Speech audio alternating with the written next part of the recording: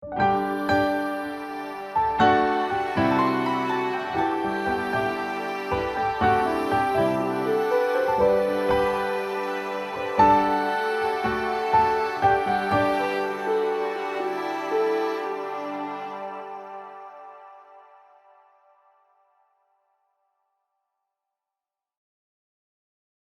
now, for the last part of this beautiful conversation that we are having. Many people come over and ask us, how do you run this organization? How are such mammoth service projects carried out? And how is this organization funded? So, the simple answer to that is Sai Aashraya is run by a unique concept called ceiling on desires. A simple example of this concept is this. So if Sai Prasad drinks 10 cups of coffee a day, all he has to do is ask himself, hey Sai, do you need 10 cups of coffee a day? Then Sai from within will say, hey, listen, you just need 2 cups of coffee.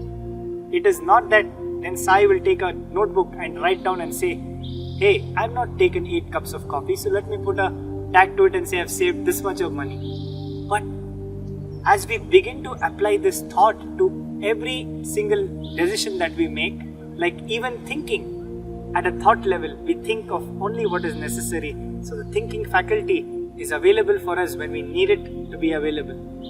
Our words are so precious, so we begin to speak lovingly to everybody around us, to see ourselves in everybody, and to do every action with that thought in the back of our head that all of us are one and the same. As we begin to lead this kind of a need-based life, questioning everything, need versus want, we begin to realize that God has blessed us with a bounty and our heart is throbbing to give.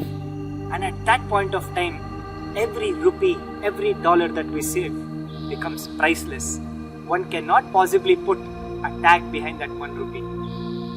A small experience from our breakfast seva will illustrate this better. One of the breakfast seva children who spoke earlier, Basavaraj, when he passed out of that school, came to us with a small envelope which had few notes and few coins in it. And he came over and said to one of our volunteers, he said, Akka, this is a saving that all of us as a batch have made by not having chikki, by not having corn, by not having kadlekai, which is just peanuts. And when we grow up, we want to do seva like all of you. When he said this, we were already in tears, and then he adds, he said, please use this contribution from our side to serve the next batch of children. So that till date happens to be the most profound contribution made to this organization. So when people ask us, how does this work? We tell them, we really don't know how it works, but it works. To illustrate this better, there came a point when we could not make ends meet. The scale of activities were so huge, like you can imagine. And in one such occasion, I went up to my father and said, Appa, people are willing to come over and give us money saying that we are doing good work. Why don't we just accept the money? My father looked at me that day and he said, Sai, never waver from the ideals with which you started. And the next day, he walked up to the bank and said, we have an organization that runs like this and we need your help.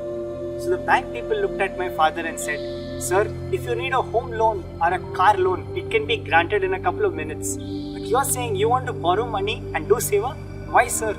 And somehow my father managed to convince them and they gave us a lump sum with which we kept the organization running. But what was so special? What really happened was people saw us struggle for every single rupee. And people who could not contribute financially also joined us. Our patients became our volunteers. People saw that we were not after money, we were not a typical NGO, and that made so many more people join us.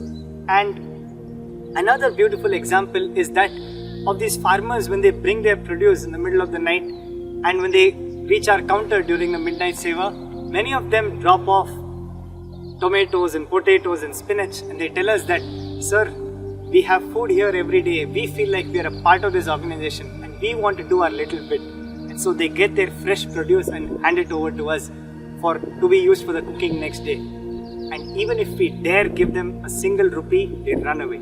So that is how beautifully, and one One may think that this may happen one day and not happen the other, but that isn't true. This magic takes place every single moment in Sai Aashraya, and that is how this beautiful organization is run. Another beautiful example of how a project emerged is when we were invited to the US to speak about our experiences in the Syrian border and the Sudan border, and how it led and how it inspired us to start this beautiful organization. Many people came forward and said, we want to contribute monetarily as we cannot be there on the ground physically. And then we told them that when the need is next to you, why do you even have to join us in India? Why do you always think of having to contribute monetarily? Your intentions are absolutely right, but why don't you just give it a shot? And that is when this beautiful project that is happening in 2 locations in the US, in Oakland, California and Dallas, Texas started. The volunteers from here go every morning to these locations and serve the people who live on the streets.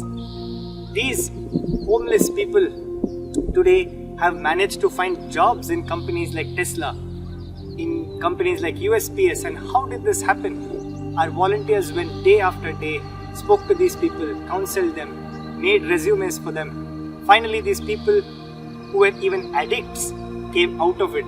And today they are all out of the streets, living in their own homes independently. So that is how this organization is run, on the foundation of love. Sai Aashraya started as a little sapling, and today it has grown into a huge banyan tree that provides shade and succor for so many people around, more so for us. And there comes this point when we all realize that there is no receiver and there is no giver. All of us are one and the same. So that has been the journey of Sai Aashraya so far. This journey of love and service that leads us to discovering our true selves. So we look forward to more exciting times ahead and keeping all of you posted. And the next time we meet, we will definitely have the good news that Sai Aashraya's Temple of Healing is open to all, and we all can come and take part and see the magic unfold in front of our eyes. Thank you. Namaskar. Jai Hind. Hello, my name is Leon Pollard, and I'm homeless. I'm out here on the street. And Sai Aashraya, they come every morning and feed healthy food.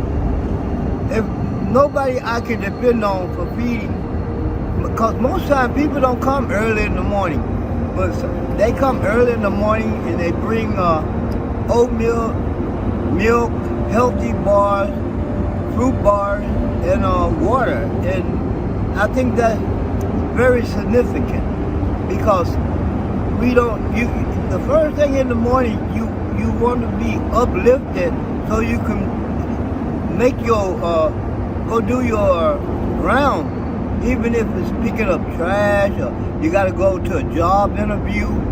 But they bring healthy food to get your day started, and I do appreciate that very much. Thank you. Hey, how you doing? My name is Blue. Roy, that is. So my friends, they call me Blue. And we're out here on 23rd, Martin Luther King, and we're sitting here with the oatmeal man. That's what we call him. We love his oatmeal. We really do. It kicks in when we don't have anything to eat, especially in the morning when we first wake up. Eat a nice, healthy little oatmeal.